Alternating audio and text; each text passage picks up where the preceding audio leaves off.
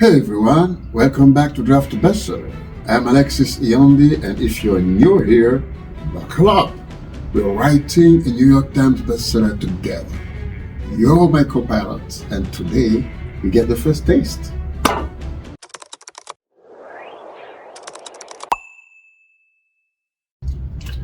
Last time I shared the art of the story. A woman born pale as moonlight into a family of midnight skin, hated by the man she called father. Sounds like fairy tale? It's not. This is raw, real, and rippling with jealousy, greed, and a hatred that outlived its makers. You voted. 80% said we will hit that bestseller list. And my excerpt, you said, keep it. So, no robot voices here, just unfiltered storytelling. Let's dive in.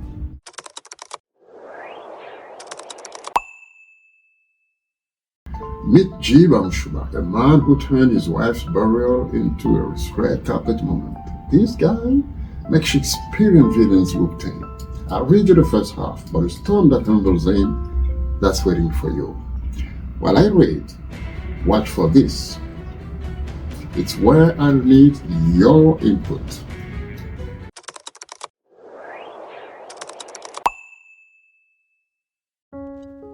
Bunaberry, Douala, December 3rd, 2005. The mourner's testimony stretched on, thick with performative grief. Tradition dictated that G. Bamshuba bury his wife in Bonundale, his ancestral village 15 kilometers away. But 30 years prior, it swindled the villagers out of a third of their land, first as their trusted advisor, then as the ghost buyer of fields he never paid for.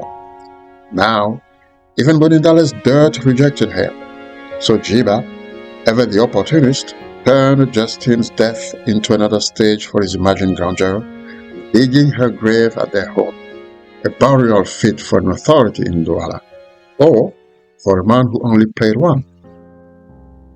Justine, a daughter of the Ediskaisa nobility, drew a crowd by blood alone.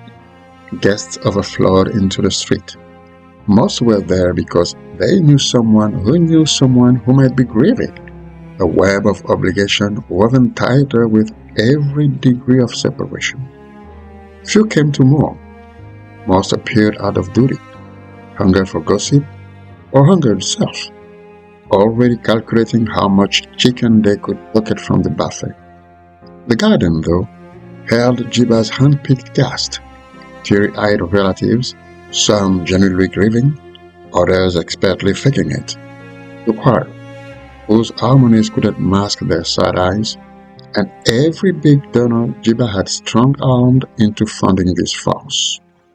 The pastor played his part with the gravitas of a man earning his fee. His liturgy droned, hollow as a drum.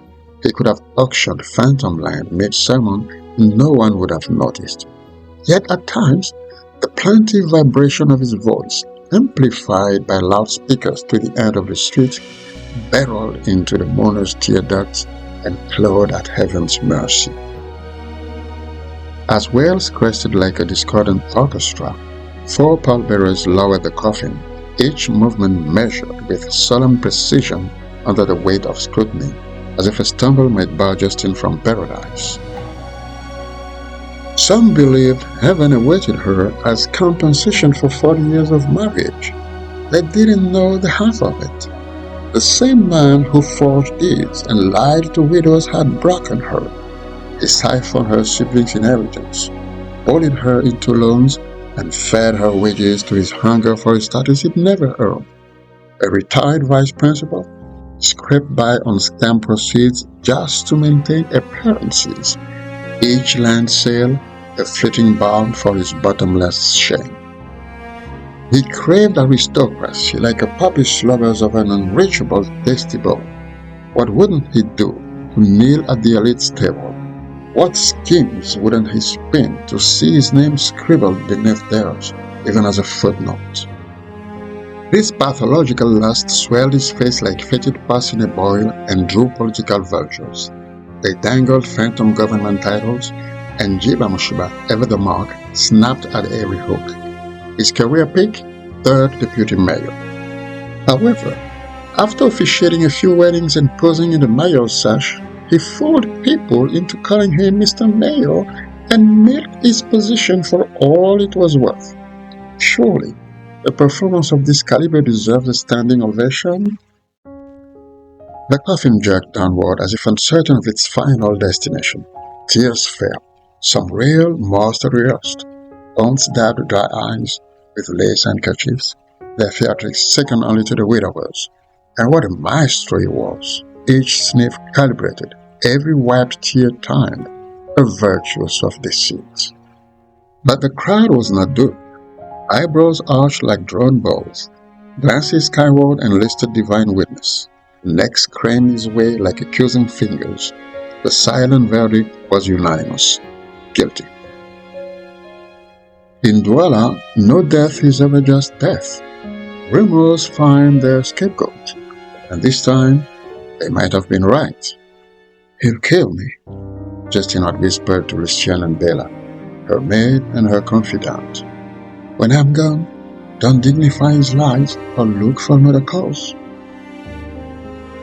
She passed at 61, putting an end to 4 decades of vengeful perfidy at the hands of her husband, and leaving behind 7 children, including the beautiful mixed-race woman through whom the scandal had erupted 40 years earlier.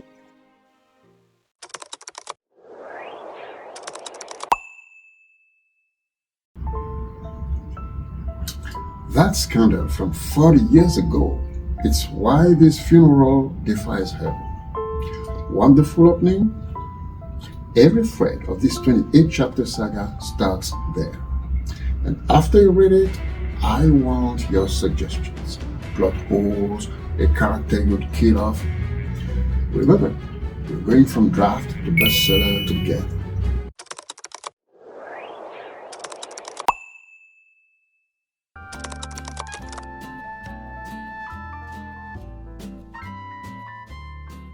Comment now.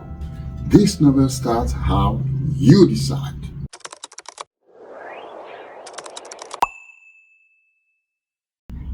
So at the time, want an interview with the real woman behind the scandal?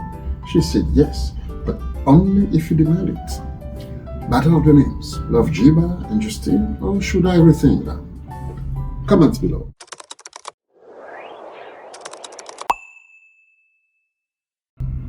Hit subscribe. Next time, I reveal your chosen opening line and drop chapter 1. Let's make history.